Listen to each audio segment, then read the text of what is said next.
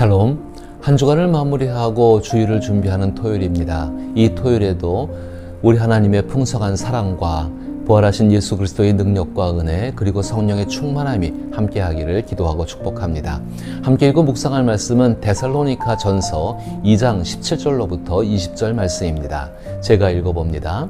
형제들아, 우리가 잠시 너희를 떠난 것은 얼굴이요 마음은 아니니 너희 얼굴 보기를 열정으로 더욱 힘썼노라. 그러므로 나 바울은 한 번 두 번 너희에게 가고자 하였으나 사탄이 우리를 막았도다. 우리의 소망이나 기쁨이나 자랑의 면류관이 무엇이냐? 그가 강림하실 때 우리 주 예수 앞에 너희가 아니냐? 너희는 우리의 영광이요 기쁨이니라. 아멘.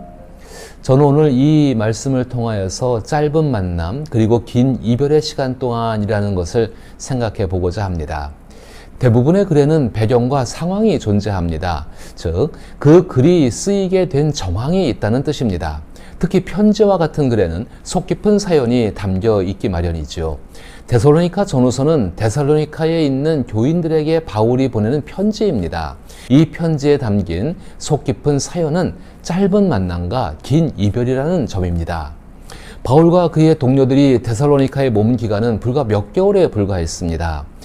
그러나 갑작스럽게 그들은 강제적으로 데살로니가를 떠나야만 했습니다. 바울과 동료들이 전한 복음을 데살로니가 사람들은 하나님의 말씀으로 기꺼이 받아들이고 즉시 그 말씀에 순종하였습니다. 성령께서 그들의 삶에 기름을 부으시어 내적, 외적으로 큰 변화를 일으키셨습니다.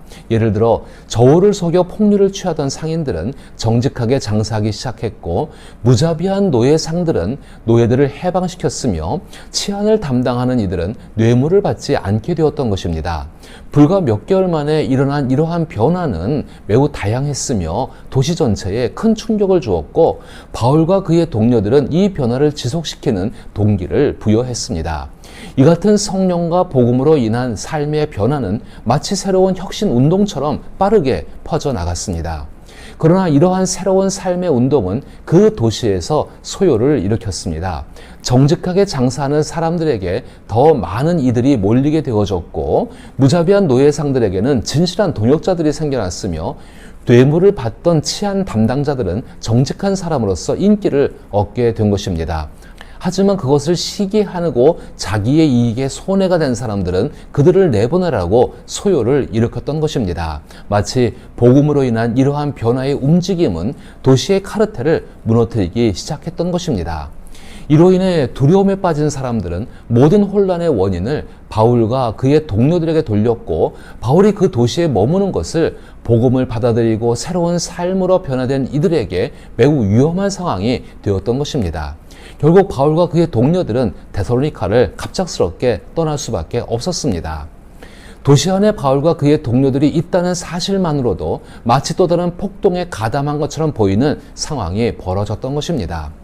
하지만 짧은 시간이었음에도 불구하고 바울과 그의 동료들 그리고 복음을 받아들여 삶이 변화된 사람들 사이에는 깊은 일체감이 형성되어 있었습니다. 데살로니가 교인들은 바울과 바울의 동료들과의 갑작스럽고 강제적인 이별로 인해 온 마음과 뜻을 다해 다시 만나기를 간절히 바랬습니다. 바울은 이러한 데살로니가 교인들을 향해 자신의 진심을 표현하며 17절에서 우리가 잠시 너희를 떠난 것은 얼굴뿐이요 마음은 아니니 너희 얼굴을 보기 위해 더욱 열정을 다해 힘썼노라 라고 말하고 있습니다. 바울과 그의 동료들은 강제적으로 갑작스럽게 교인들을 떠나야 했지만 그들의 속마음은 하나님 앞에서 진실했습니다. 바울의 마음은 복음의 권능과 영광에 매몰되어 이별이라는 슬픔을 외면하지 않았고, 헤어짐으로 인해 복음과 정서적 일체감을 형성했던 그 소중한 추억들을 잊지 않았습니다. 더욱이 바울은 자신의 생각을 정교한 논리로 꾸민 지적인 신학자의 말투로 표현하지도 않고 있습니다. 가장 사랑하는 사람들과 멀리 떨어져 있는 것처럼 모든 생각은 사랑하는 이들과 세상 속에서 위험에 처해 있을지도 모를 사람들을 어떻게 다시 만날 수 있을지에 집중되어져 있습니다. 아마도 이러한 마음은 남쪽으로 향해 아테네와 고린도를 여행하던 바울이 매번 중요한 순간마다 그들이 있는 북쪽으로 돌아갈 길을 찾으려 애썼던 모습에서 더욱 분명히 드러납니다. 그러나 바울은 결국 데살로니카로 돌아가지 못하게 됩니다.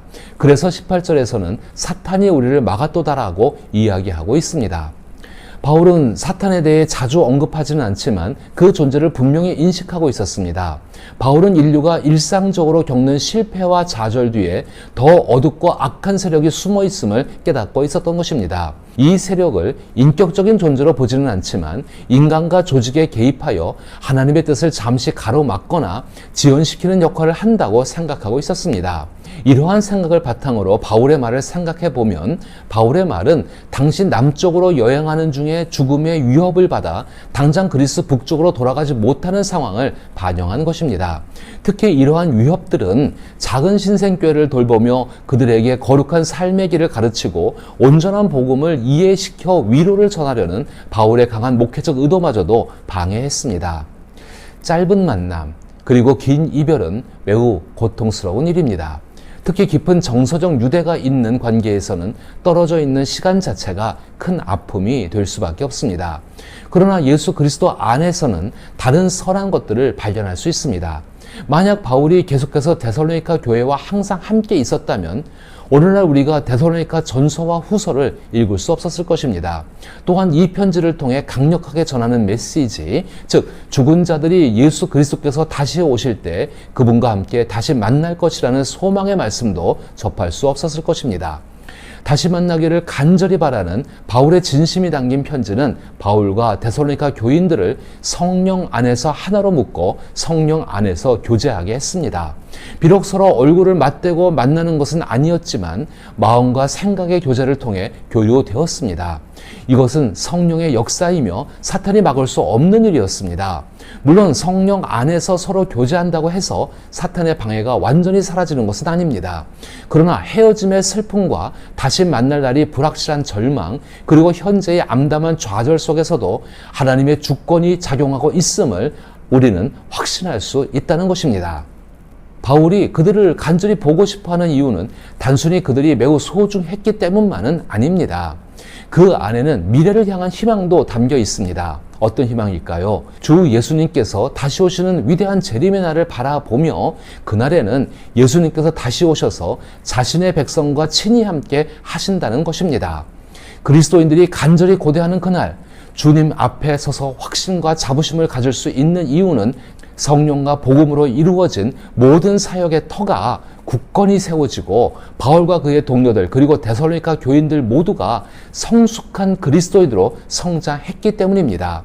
그래서 바울은 그날을 바라보며 그날에 이루어진 자신과 데살로니가 교인들의 모습을 소망과 기쁨, 자랑할 면류관이자 영광이며 기쁨이라고 표현합니다. 우리의 소망이나 기쁨이나 자랑의 면류관이 무엇이냐? 그가 강림하실 때 우리 주 예수 앞에 너희가 아니냐? 너희는 우리의 영광이요 기쁨이니라. 바울과 그의 동료들 그리고 데살로니가에 남아있는 교인들은 그리스도 예수 안에서 반드시 다시 만날 날이 올 것을 믿으며 그날까지 갈라디아서 5장 6절에서 말씀한 것처럼 사랑으로 역사하는 믿음 안에서 살아가기를 소망했고 그 일에 힘썼습니다. 사랑으로 행하는 믿음이 마지막 때에 더욱 중요해질 것을 기억하며 현재 품고 있는 사랑의 행위가 그날에 대한 희망임을 깨달은 것입니다. 바울에게 사랑의 행위란 살아계신 하나님께서 실제로 자신을 통해 역사하셨음을 보여주는 본질적인 표지로서 교회의 설립과 양육을 의미합니다. 물론 그리스도인들이 살아가는 동안에는 다양한 소명이 있으며 그중 대부분은 바울의 소명처럼 극적이거나 뚜렷하지 않을 수도 있습니다. 하지만 우리 각자에게는 반드시 실천해야 할 사랑의 일이 있습니다. 그것은 조용하고 비밀스러운 일일 수도 있고 잘 알려진 공적인 일일 수도 있습니다. 목회자이든 교회의 직분자이든 혹은 평범한 그리스도인이든 각자의 일상 속에서 미래를 바라보며 자신에게 맡겨진 책임 아래 있는 이들을 예수께 대한 잠재적인 기쁨과 희망 그리고 면류관으로 여겨야 한다는 것입니다. 또한 모든 그리스도인들은 이것이 마지막 날에 드러날 자신의 모습임을 깊이 인식하고 있어야 합니다. 분명 긴 이별의 시간은 마음 깊이 무거운 짐처럼 남아있지만 그리스도 예수께서 다시 오실 그날이 있기에 우리는 미래를 향한 희망과 도전 속에서 믿음을 배우고 삶으로 실천하며 소망을 기뻐하고 복음을 통해 말씀하신 사랑을 굳건히 실천할 수 있습니다. 그렇게 할 때 살아계신 성령께서 우리의 삶을 예수 그리스도의 기쁨의 면류관으로 아름답게 가꾸어 가실 것입니다. 이와 같은 삶을 살아갈 수 있기를 기도하며 축복합니다.